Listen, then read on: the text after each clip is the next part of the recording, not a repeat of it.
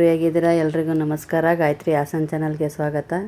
ನಾನಿವತ್ತು ತರಕಾರಿ ಶಾವಿಗೆ ಉಪ್ಪಿಟ್ಟು ಮಾಡೋದು ತೋರಿಸ್ತಾ ಇದ್ದೀನಿ.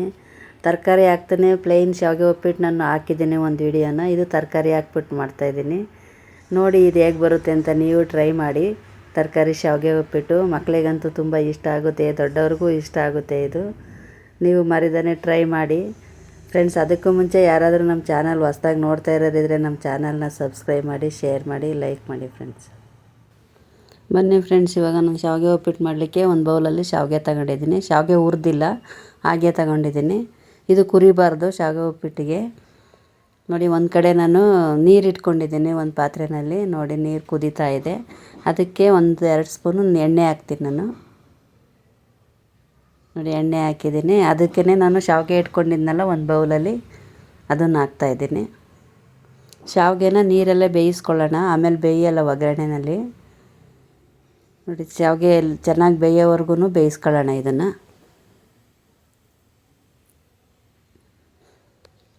ನೋಡಿ, ಉಪ್ಪು ಹಾಕಿಲ್ಲ ಇದಕ್ಕೆ, ಓನ್ಲಿ ಎಣ್ಣೆ ಹಾಕಿದ್ದೀನಿ ಅಷ್ಟೇ. ನೋಡಿ, ಈ ಥರ ಇರಬೇಕು. ಬೆಂದಮೇಲೆ ನಾವು ನೀರೆಲ್ಲ ಬಸ್ಕೋಬೇಕು ಇದನ್ನು. ನೋಡಿ, ಆಗಿದೆ. ಇವಾಗ ನೀರೆಲ್ಲ ಬಸ್ತಿಟ್ಕೊಳ್ಳೋಣ ಇವಾಗ. ನೋಡಿ, ನೀರೆಲ್ಲ ಬಸ್ತಿದ್ದೀನಿ. ಮತ್ತು ಮೇಲೇ ನಾನು ತಣ್ಣೀರು ಹಾಕ್ತಾಯಿದ್ದೀನಿ. ಫುಲ್ ಶಾವಿಗೆಗೆ ಆಗಂಗೆ ಹಾಕಿ ತಣ್ಣೀರು ಎಲ್ಲ ಮಿಕ್ಸ್ ಮಾಡ್ಕೊಳ್ಳಿ.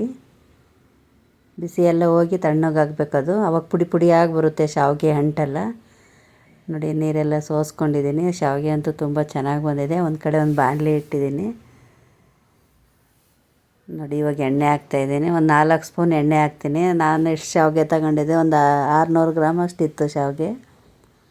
ನೋಡಿ, ಒಂದು 4 ಸ್ಪೂನ್ ಎಣ್ಣೆ ಹಾಕ್ತಾಯಿದ್ದೀನಿ. ನಾನು ಸ್ಪೂನ್ ಸ್ವಲ್ಪ ದೊಡ್ಡದಿದೆ, ನನಗೆ ಕರೆಕ್ಟ್ ಆಗುತ್ತೆ ಅಷ್ಟಕ್ಕೆ. ನೋಡಿ, ಎಣ್ಣೆ ಕಾಯ್ದಿತ್ತು. ನಾನು ಸಾಸಿವೆ ಹಾಕ್ತಾಯಿದ್ದೀನಿ 1 ಸ್ಪೂನು.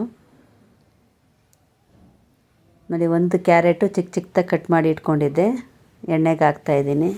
ಎಣ್ಣೆಗೆ ತರಕಾರಿ ಹಾಕಿದರೆ ಕಲರ್ ಚೆನ್ನಾಗಿರುತ್ತೆ, ಬೇಯಿಸಿ ಮಾಡಿದರೆ ಅಷ್ಟು ಚೆನ್ನಾಗಿ ಬರೋಲ್ಲ.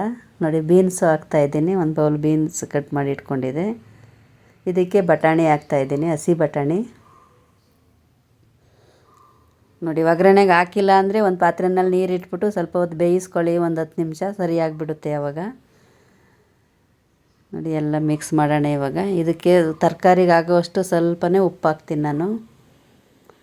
ತುಂಬ ಈಸಿ ಮಾಡೋದು, ರುಚಿ ಅಂತೂ ಈ ಥರ ಬೇಯಿಸಿ ಮಾಡಿದರೆ ತುಂಬ ಚೆನ್ನಾಗಿರುತ್ತೆ. ನೀವು ಟ್ರೈ ಮಾಡಿ ಮರಿದಾನೆ. ತರಕಾರಿಗೆ ಆಗೋವಷ್ಟು ಮಾತ್ರ ಹಾಕ್ತೀನಿ ಇವಾಗ ನಾನು.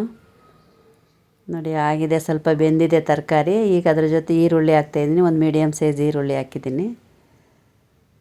ಒಂದು 5 ಹಸಿಮೆಣಸಿನ್ಕಾಯಿ ಹಾಕಿದ್ದೀನಿ, ಗ್ರೀನ್ ಚಿಲ್ಲಿ. ಸ್ವಲ್ಪ ಕರಿಬೇವು ಹಾಕ್ತಾಯಿದ್ದೀನಿ. ಎಲ್ಲ ಫ್ರೈ ಮಾಡ್ಕೊಳ್ಳೋಣ. ಈರುಳ್ಳಿ ಸ್ವಲ್ಪ ಕಲರ್ ಚೇಂಜ್ ಆಗಲಿ, ತರಕಾರಿ ಸ್ವಲ್ಪ ಬೆಂದಿದೆ ಆಲ್ರೆಡಿ, ಸಾಕಷ್ಟು.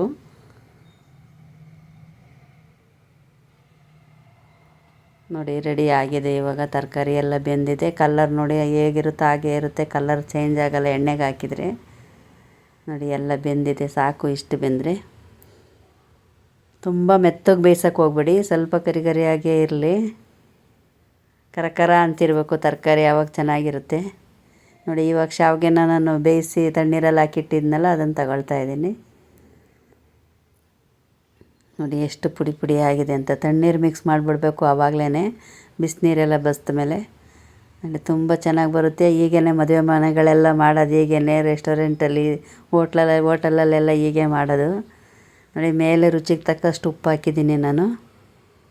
1 ನಿಂಬೆಹಣ್ಣು ರಸ ತೆಗೆದಿಟ್ಕೊಂಡಿದ್ದೆ, ಅದನ್ನು ಹಾಕ್ತಾಯಿದ್ದೀನಿ. ನಾನು ಟೊಮೊಟೊ ಹಾಕಿಲ್ಲ ಇದಕ್ಕೆ, 1 ನಿಂಬೆಹಣ್ಣು ರಸ ಹಾಕ್ತಾಯಿದ್ದೀನಿ. ಫ್ರೆಂಡ್ಸ್, ಯಾರಾದರೂ ನಮ್ಮ ಚಾನಲ್ ಹೊಸ್ದಾಗಿ ನೋಡ್ತಾ ಇರೋರಿದ್ರೆ ನಮ್ಮ ಚಾನಲ್ನ ಸಬ್ಸ್ಕ್ರೈಬ್ ಮಾಡಿ, ಶೇರ್ ಮಾಡಿ, ಲೈಕ್ ಮಾಡಿ ಫ್ರೆಂಡ್ಸ್. ನೋಡಿ, ತರಕಾರಿ ಎಲ್ಲ ಮಿಕ್ಸ್ ಮಾಡೋಣ ಇವಾಗ.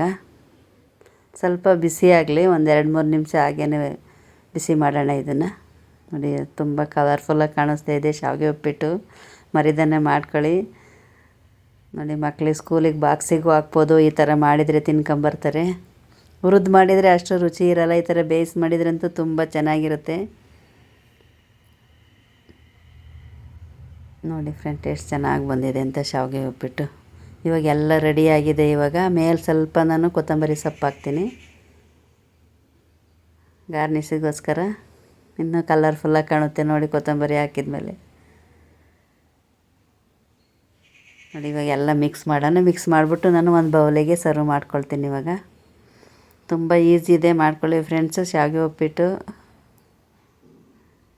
ನೋಡಿ ರೆಡಿ ಆಯಿತು. ಇವಾಗ ಒಂದು ಬೌಲಿಗೆ ಸರ್ವ್ ಮಾಡ್ತೀನಿ. ನೋಡಿ ತುಂಬ ಚೆನ್ನಾಗಿ ಬಂದಿತ್ತು ಶಾವಿಗೆ ಉಪ್ಪಿಟ್ಟು ಅಂತೀವಿ. ನೀವು ಮರಿದೇನೆ ಟ್ರೈ ಮಾಡ್ಕೊಳ್ಳಿ. ನೋಡಿ ಹುರಿದು ಮಾಡೋಕ್ಕೆ ಹೋಗಬೇಡಿ, ಹೀಗೇ ಬೇಯಿಸ್ಬಿಟ್ಟು ಮಾಡಿ, ತುಂಬ ಚೆನ್ನಾಗಿ ಬರುತ್ತೆ. ನೋಡಿ ಎಷ್ಟು ಪುಡಿ ಪುಡಿ ಆಗಿದೆ ಅಂತ. ಶಾವಿಗೆ ಉಪ್ಪಿಟ್ಟು ಹಿಂಗಿರಬೇಕು. ಮದುವೆ ಮನೆಗಳಲ್ಲೆಲ್ಲ ಹೀಗೆ ಇರೋದು. ಭಟ್ರು ಮಾಡೋದು ಹೀಗೇ, ನಾವೇ ಮಾಡ್ಬೋದು ಮನೆಯಲ್ಲಿ ಅಷ್ಟು ಈಸಿಯಾಗಿ.